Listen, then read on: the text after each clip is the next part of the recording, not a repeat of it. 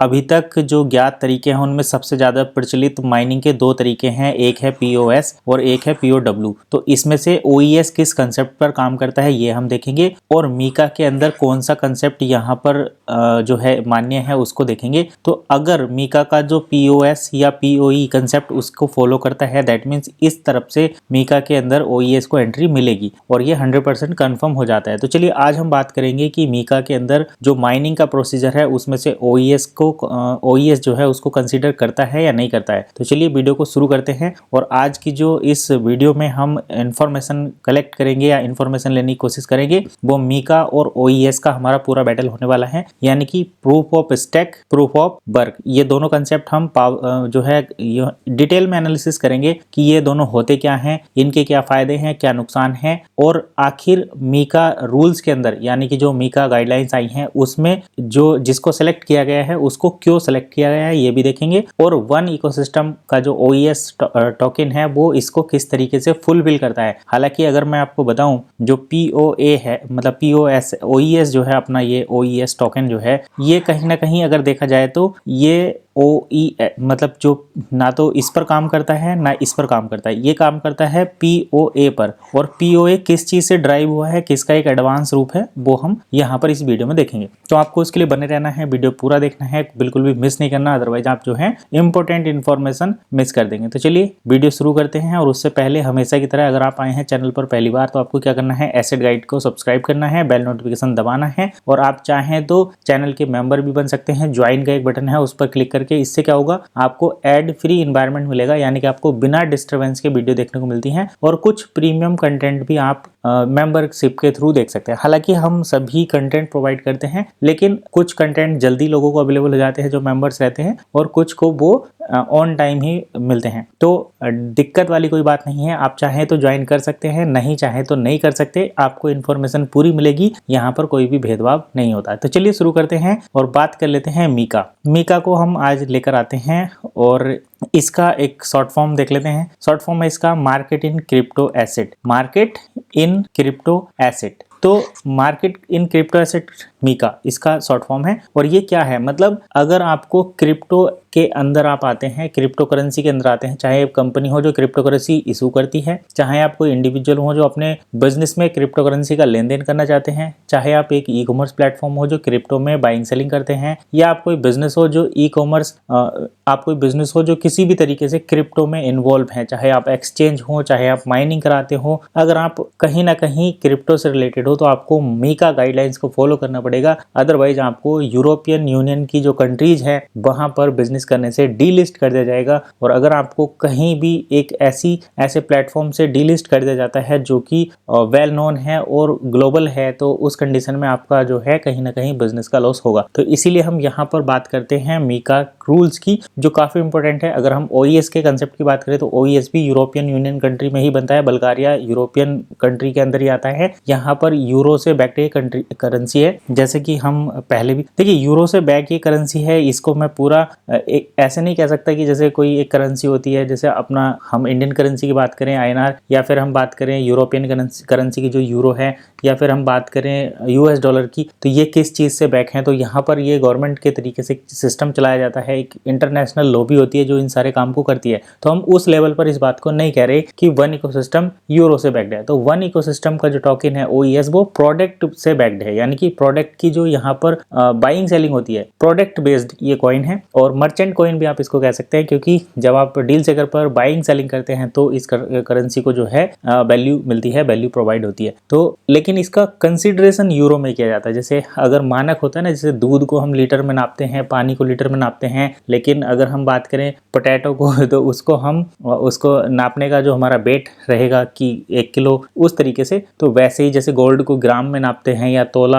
आप समझते होंगे उसमें नापते हैं, और अगर हमें लंबाई नापनी हो तो मीटर में नापते हैं, ठीक वैसे ही हम यहाँ पर जो ये कंसेप्ट है मीका, इसके अंदर अगर हम स्टैंडर्ड की बात करें, जैसे कि अभी ये कंसेप्ट चला हुआ है, तो ये एक स्टैंडर्ड होता है इनको कंसीडर करने का। तो उसी तरीके से OES की वैल्यू को यूरो में कंसीडर किया जाता है, तो हम ये कह सकते हैं कि यूरो से इसकी वैल्यू को निर्धारित किया जा रहा है। चलिए अब हम बात कर लेते हैं कि मीका जो है वो अपने रूल्स के अगेंस्ट, मतलब रूल के अंतर्गत किस टाइप की माइनिंग प्रोसेस को, किस टाइप से अगर आप कॉइन जनरेट करते हैं उसको मतलब प्रोविजन देता है। तो इसमें एक कंसेप्ट आता है स्टैक का, स्टैकिंग, एक कंसेप्ट आता है बर्क का। तो जैसे कि आपने देख रहे हैं स्टैक का मतलब होता है किसी चीज को इकट्ठा करना, मतलब एक बड़े अमाउंट में रखना। जैसे आपने दो तरीके से इसको, हम एक और मैं पुराने एग्जांपल पे लेकर चलता हूँ। जैसे आपको पैसा चाहिए तो आप पैसे के लिए क्या करते हैं, एक तो आप काम करते हैं, दूसरा आप पैसा अगर आपके पास है तो आप उसको कलेक्ट करके रखते हैं। जैसे आप अगर बैंक में भी पैसा डाल दे तो नॉर्मली वहां पर सेविंग अकाउंट में 4% का ब्याज मिलता है। दैट मीन्स अगर आपके पास पैसा है 1 करोड़ रुपए आप जमा करो तो साल का जो है वहां पर 4 लाख रुपए आपको ऐसे ही मिलता रहेगा। अब 4 लाख ऐसे ही मिलेगा, इसका मतलब ये नहीं है कि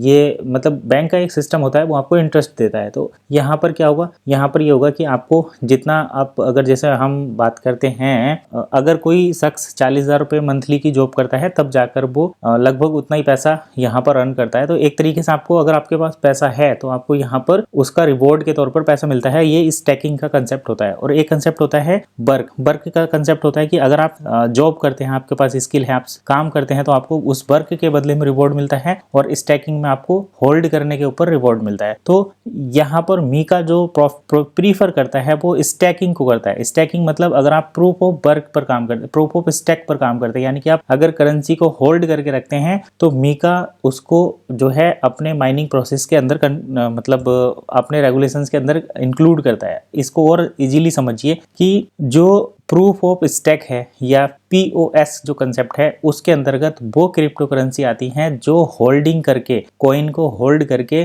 और मतलब माइनिंग का काम करती हैं। और प्रूफ ऑफ वर्क के अंदर वो कंपनीज आती हैं या वो करेंसी आती हैं जो एल्गोरिथम को सॉल्व करके माइनिंग का काम करती है। चलिए मैं आपको और समझा देता हूँ। मीका के अंदर यहाँ पर देखिए, मैं बताऊँ तो मीका के अंदर स्टैकिंग को वरीयता दी जाती है, इसलिए यहाँ पर इसको हम ग्रीन सिनेरियो से देखते हैं। अगर बीच में से कट कर दे तो यहाँ पर आपको ये ग्रीन सेक्शन दिखाई दे रहा है, ये प्रूफ ऑफ स्टैक की वजह से है। तो चलिए इन दोनों को सेपरेटली समझ लेते हैं, ऐसे तो आपको क्लियर नहीं होगा। मैं आपको ये डिटेल में समझाता हूँ कि POS और POW आखिर है क्या। हिंट्स तो मैंने दे ही दिया है कि मीका जो है POS कंसेप्ट पर काम करता है। और यहाँ पर मैं ये बताऊंगा कि जो OES कंसेप्ट है वो किसके लिए ज़्यादा वैल्यूएबल है, क्योंकि यहाँ पर कंसेप्ट एक और नया है और वो किस तरीके से रहेगा। चलिए वो सब देख लेते हैं, लेकिन पहले हम बात करते हैं POS की। तो प्रूफ ऑफ स्टैक, इसका मतलब होता है, देखिए, proof of stake is a modern and alternative that replace miners with validators who lock up stake their coins to validate transaction. तो POS यानी कि प्रूफ ऑफ स्टैक एक ऐसा कंसेप्ट है जिसमें माइनिंग के लिए कोड वैलिडेट जो होता है वो उसके द्वारा होता है जिनके पास कॉइन होते हैं और जो अपने कॉइन को होल्ड करके रखते हैं। इसी से पूल का एक कंसेप्ट जो होता है ना, जैसे आपने देखा होगा जितनी भी एक्सचेंज है, चाहे आप पैनकेक स्वैप की बात कर ले या फिर बाइस्वैप की बात कर ले, तो इन पर क्या चलते हैं, पूल चलते हैं। उस पूल में क्या होता है, आपको इंटरेस्ट दिया जाता है। ये इंटरेस्ट हो सकता है 107, 110% से लेकर 2% तक, 1% तक, और ये मंथली, डेली, AMR कुछ ऐसी कंडीशन होती हैं जिसमें AFY मतलब एनुअल यील्ड परफॉर्मेंस कुछ इस तरीके से रहता है। तो उसके अंतर्गत क्या होता है, आप उसमें काफी लोग अपने कॉइन होल्ड करते हैं, तो वो एक तरीके से एक नोड को वैलिडेट करने का पूल तैयार करते हैं। पूल का मतलब होता है लिक्विडिटी प्रोवाइड करना। कोई ट्रांजैक्शन होगा तो उस पूल से कॉइन देंगे जाएंगे, और आप अगर उस पूल में कॉइन डालेंगे तो इसका मतलब आपको इंटरेस्ट मिलेगा, और वो पूल जो है कहीं ना कहीं एक नोड की तरह काम करेगा जो ट्रांजैक्शन को वैलिडेट करेगा। तो अब देखिए इसमें क्या हुआ, एक पूल है, पूल मतलब एक ग्रुप है। इस ग्रुप के अंदर क्या है, इस ग्रुप के अंदर बहुत सारे कॉइन हैं, और ये कॉइन आपको एक नोड प्रोवाइड करते हैं, ये नोड प्रोवाइड करते हैं जो आपके ट्रांजैक्शन को वैलिडेट करता है।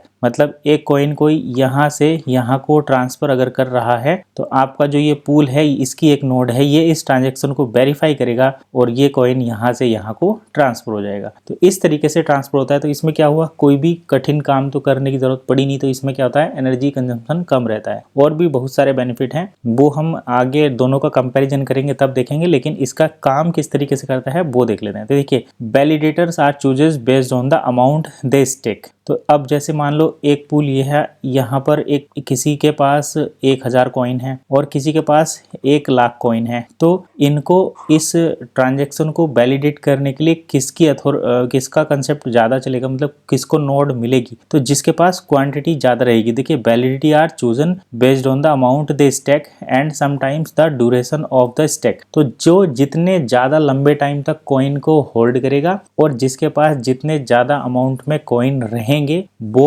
प्रूफ ऑफ स्टैक के अंतर्गत वैलिडेशन प्रोवाइड करते हैं, यानी कि माइनिंग के लिए प्रूफ ऑफ स्टैक का कंसेप्ट उनका काम करता है। दूसरा, they validate transaction and earn reward proportional to their stake. जैसे मैंने अभी बात किया था, उनको रिवॉर्ड मिलता है। रिवॉर्ड के तौर पर हम कह सकते हैं यहाँ पर इंटरेस्ट मिलता है, और ये इंटरेस्ट उनको इसलिए मिलता है क्योंकि वो किसी ट्रांजैक्शन को वैलिडेट कर रहे हैं, वेरीफाई कर रहे हैं, तो उन्हें रिवॉर्ड के तौर पर वो मिलता है। तो ये दूसरे जो कंसेप्ट है उसमें भी होता है, लेकिन उसमें वर्क के जैसे काम के बदले में पैसा मिलता है, यहाँ पर स्टैक के बदले में एक तरीके से इंटरेस्ट मिलता है। तो आप बैंक में जितना ज़्यादा पैसा रखेंगे उतनी ही बैंक के पास लिक्विडिटी रहेगी और बैंक जो है उससे अर्न करेगा। क्यों? क्योंकि बैंक उस पैसे को आगे लोन के तौर पर देगा, उस पैसे को जो है इंटरेस्ट पर भी देता है, तो बैंक उस पैसे से कहीं ना कहीं कमाई करेगा और उसके बदले में क्या करेगा, आपको सेविंग इंटरेस्ट जो रहता है 4% वो देगा। अगर आप फिक्स डिपॉजिट कर देते हैं कुछ टाइम के लिए तो आपको जो है इंटरेस्ट रेट उससे कुछ ज़्यादा मिलते हैं, जैसे 7%, 8%। कुछ आप आरडी कर देते हैं तो उससे और ज़्यादा मिलते हैं। अगर आपको आरडी, एफडी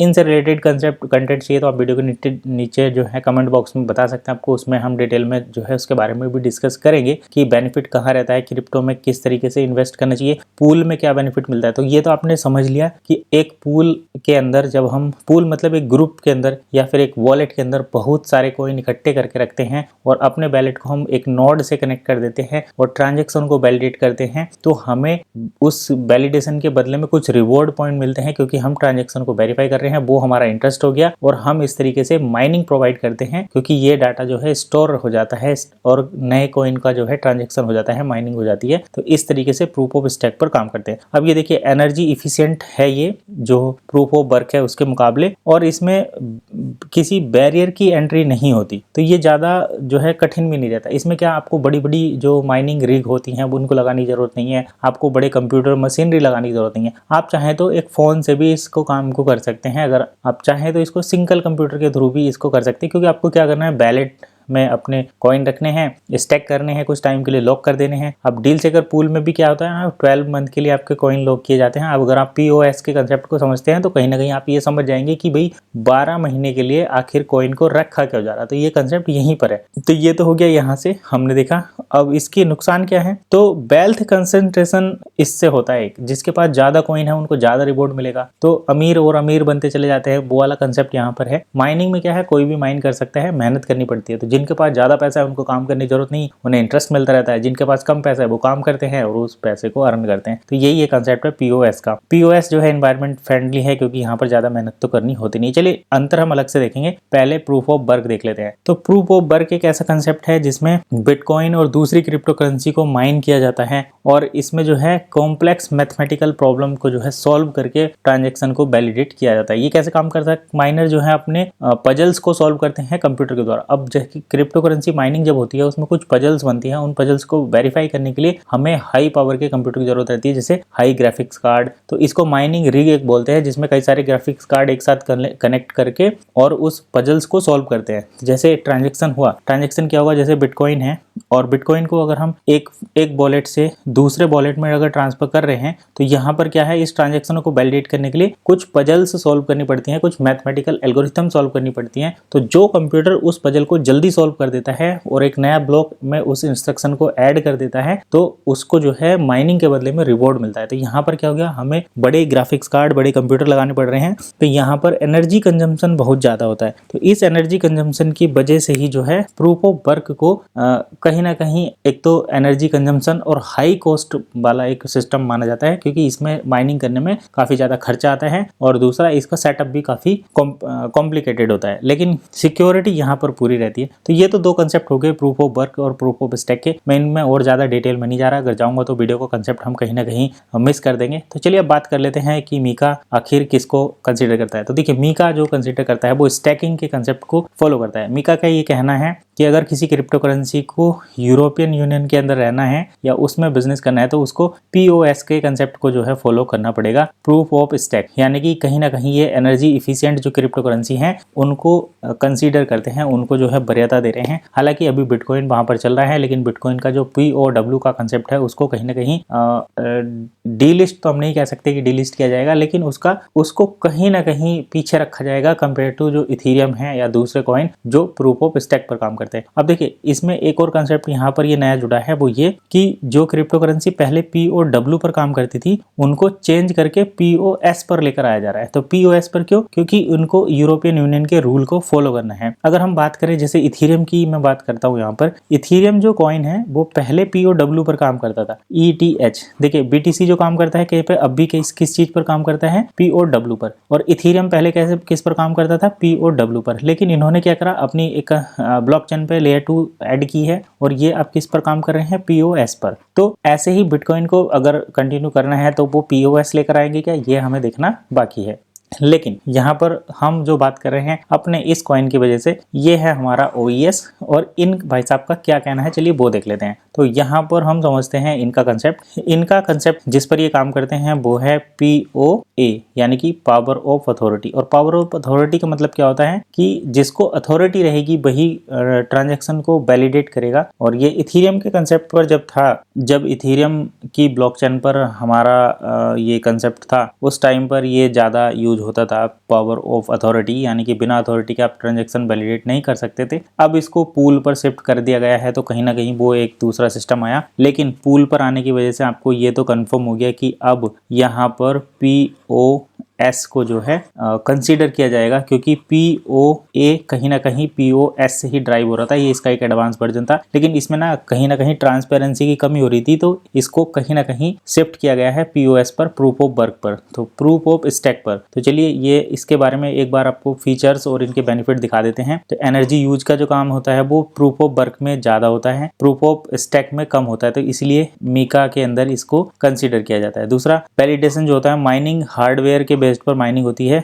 इसमें एनर्जी ज्यादा लगती है, बिजली की खपत ज्यादा होती है। लेकिन जो प्रूफ ऑफ स्टैक है उसमें कॉइन बेस्ड, यानी कि आप कॉइन को होल्ड करेंगे तो आपको माइनिंग हो जाएगी। तो इसमें मीका को यहाँ पर कंसीडर, ये रूल जो है फॉलो कर मीका के अंदर इसको लिया जाता है। सिक्योरिटी की बात करें तो proof of work highly secure है, लेकिन ये भी सिक्योर है, लेकिन इसमें ना अभी इवॉल्विंग चल रही है, इसमें नए सुधार हो रहे हैं, नई चीजें आ रही हैं इसके अंदर। तो ये कंसेप्ट भी सिक्योर है, इसमें भी कोई ऐसी बात है नहीं, लेकिन पहले ये सिक्योर नहीं था, अभी ये पूरा सिक्योर हो चुका है। और नए बड़े बड़े प्रोजेक्ट जैसे इथेरियम जैसे प्रोजेक्ट भी प्रूफ ऑफ स्टैक की तरफ आ रहे हैं, और OES भी इससे ज्यादा एक और एडवांस लेयर की तरफ आ गया है, क्योंकि अब इसको इथेरियम से भी पॉलीगन पर लेकर चले गए हैं, जो कि और ज्यादा सिक्योर है। तो इसमें इवॉल्विंग चल रही है, ये इवॉल्व हो रहा है, इसमें भी सिक्योरिटी बन रही है। अब चलिए हम बात कर लेते हैं कि OES किसको कंसीडर करता है। तो OES में जो ट्रांजैक्शन होते थे अभी तक, वो होते थे प्रूफ ऑफ अथॉरिटी। इसका मतलब होता है प्रूफ ऑफ अथॉरिटी, मतलब आप किसी भी तरीके से, अगर आपने OES में अकाउंट है, तो अगर आप अपनी मर्जी से कोई भी ट्रांजैक्शन करेंगे तो वो तब तक नहीं होता था जब तक कि उसको अथॉरिटी के द्वारा वेरीफाई नहीं किया जाता था। मतलब कोई भी किसी के अकाउंट में ना तो कोई निकाल सकता था ना डाल सकता है, अब भी ऐसा ही है, लेकिन इसको थोड़ा सा एडवांस मॉडिफाइड करके POS कर दिया है। और इसको आप DSP के माध्यम से देख सकते हैं, डायरेक्ट स्वैप प्लेटफॉर्म। वहां पर आपको 12 मंथ के लिए जो है डालना पड़ता है कॉइन माइनिंग के लिए। तो अगर हम बात करें OES, ये प्रूफ ऑफ स्टैक पर काम करता है और ये ग्रीन एनर्जी को सपोर्ट करता है। तो अब हम बात करते हैं कि POS कंसीडर करने की वजह से ये मीका की गाइडलाइंस को फॉलो करता है और इधर से इसको ग्रीन सिग्नल मिलता है। तो OES को POS की तरफ से, माइनिंग की तरफ से एकदम ग्रीन सिग्नल है, और इसको यहाँ पर तो अप्रूवल मिलेगा इस पॉइंट ऑफ व्यू से। अब आप किसी दूसरे पॉइंट ऑफ व्यू से अगर जानना चाहते हैं कि मीका यहाँ पर वैलिडेट करेगा या नहीं, तो उसके उसके बारे में हम नेक्स्ट वीडियो में बात करेंगे। आपको कमेंट करना पड़ेगा कि हमें इस पॉइंट ऑफ व्यू से चेक जानना है कि क्या OES मीका के अंदर इस पॉइंट ऑफ व्यू से भी है या नहीं है। तो चलिए वो हम नेक्स्ट वीडियो में रखेंगे। अगर आप कमेंट करेंगे इस क्वेश्चन से रिलेटेड तो हम अगले वीडियो में उसको कंसीडर करेंगे। तो फिलहाल इस वीडियो को हम यहीं पर करते हैं समाप्त। इसमें हमने ये देखा कि मीका के अंदर OES अगर आता है तो माइनिंग किस तरीके से होगी। अभी माइनिंग कैसे हो रही है, अभी माइनिंग हो रही है प्रूफ ऑफ स्टेक की वजह से, और प्रूफ ऑफ स्टेक को मीका गाइडलाइंस के अंदर ग्रीन सिग्नल दिया गया है। दैट मीन्स कि OES मीका के गाइडलाइंस को फुलफिल करता है माइनिंग के, और ये ग्रीन एनर्जी से इफिशिएंट है, यानी कि इसमें माइनिंग करते टाइम आपको एनर्जी का कंजम्पशन नहीं होता। तो यूरोपियन यूनियन एनवायरनमेंट को लेकर भी थोड़ा सा मतलब चिंतित है, इसलिए उन्होंने प्रूफ ऑफ स्टेक को वरीयता दी है। OES भी प्रूफ ऑफ स्टेक पर काम करता है, इसलिए आपको इधर से भी टेंशन लेने की जरूरत नहीं है। आपको करना क्या है, आपको इस वीडियो को जो है शेयर करना है दूसरे लोगों तक, ताकि उनको भी ये इन्फॉर्मेशन मिले। और फिलहाल हम इस वीडियो को यहीं पर करेंगे समाप्त। तो चलिए मिलते हैं नेक्स्ट वीडियो में।